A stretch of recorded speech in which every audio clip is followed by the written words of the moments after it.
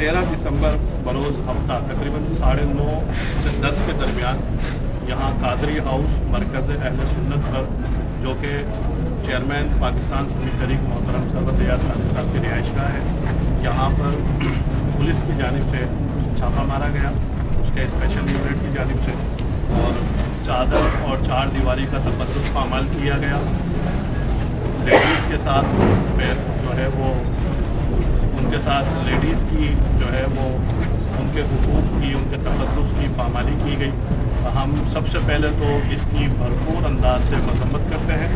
और साथ ही तकरीबन हमारे 15 से ज़्यादा ज़िम्मेदारान जो कराची डिवीज़न और नीचे तंजीम के ज़िम्मेदारान हैं,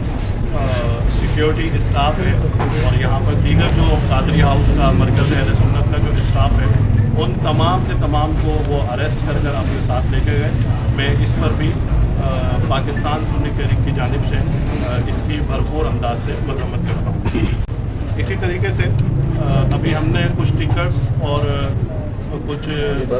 खबरें देखी है जो मुख्तलिफ मीडिया चैनल्स पर और मुख्तलिफ सोशल मीडिया के ज़राए पर देखी कि वो उन्होंने कोई असले को शो किया है कि ये असला कादरी हाउस से बरामद हुआ है। तो मैं यहाँ मीडिया के ज़रिए से ये बात बता देना चाहता हूँ कि जितना असला यहाँ से मिला है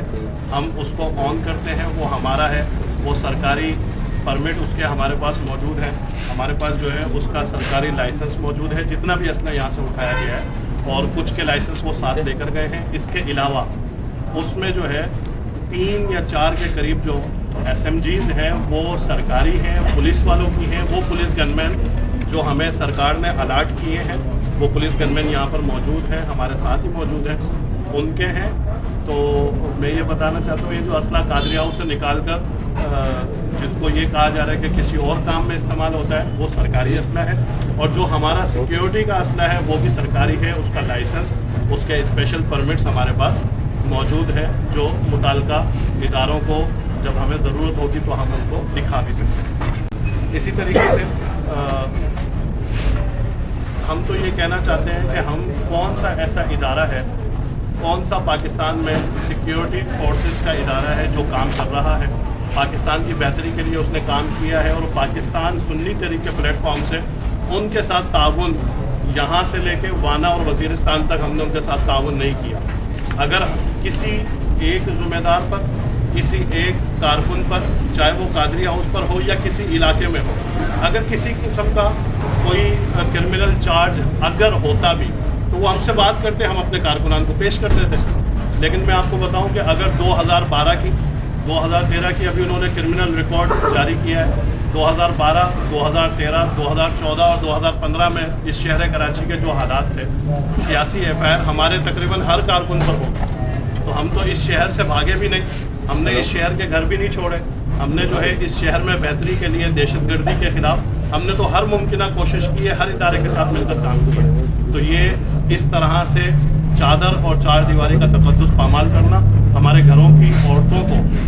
सरवत एजाज कादरी के घर पर, उनके घर पर जो है वो रेड करना, पुलिस का इस तरह से पुलिस गर्दी करना, ये बिल्कुल नामंजूर है। मैं इस वक्त सिंध सतह पर, सिंध हुकूमत से और वफाकी हुकूमत से ये मुतालबा करता हूँ कि जिन लोगों ने ये काम किया है, जिन्होंने चादर और चार दीवारी के तक़द्दुस को पामाल किया है, जिन्होंने इस्लामी लिटरेचर की तक़द्दुस की पामाली की है, उस पूरी टीम को फौरी तौर पर सस्पेंड किया जाए। और मैं साथ में दोबारा रिपीट करूं कि जितने भी अभी सुना है कि वो बता रहे हैं भत्ताखोरी का इल्ज़ाम है या कोई इस तरह के चार्ज उन्होंने डाला है, तो मैं कहता हूँ कि अगर सिंध हुकूमत को हम पर कार्रवाई ही करनी थी या वफाकी हुकूमत को हम पर कार्रवाई करनी थी तो कोई इल्ज़ाम तो नया लाते। ये तो 15 साल, 18 साल, 20 साल पुराना इल्ज़ाम है, और आज 15 साल, 20 साल के बाद दोबारा उसी इल्ज़ाम में जो है आप उठा कर गए। अगर हमारा कोई कारकुन किसी एक्टिविटी में शामिल भी था, आप हमें बताते, हम अपने कारकुन को उसमें आपके सामने पेश कर देते। तो ये जो है इस तरह से खौफ और हिरास फैलाना, मुझे बताया गया, जो साथी यहाँ पर मकामी तौर पर मौजूद थे, कि उन्होंने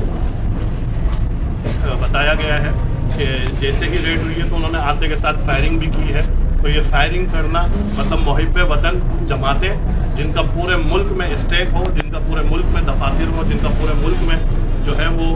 काम हो, हर अच्छे बुरे में कांस्टेबल से लेकर ऊपर तक की ہر ادارے کے ساتھ ہمارے لوگ جب تعاون کرتے ہوں، ہمارے ساتھ ان کے تعلقات ہوں، اس کے بعد اس طرح سے خوف و ہراس پھیلانا یہ ناقابل قبول ہے، ناقابل برداشت ہے۔ ہم انشاءاللہ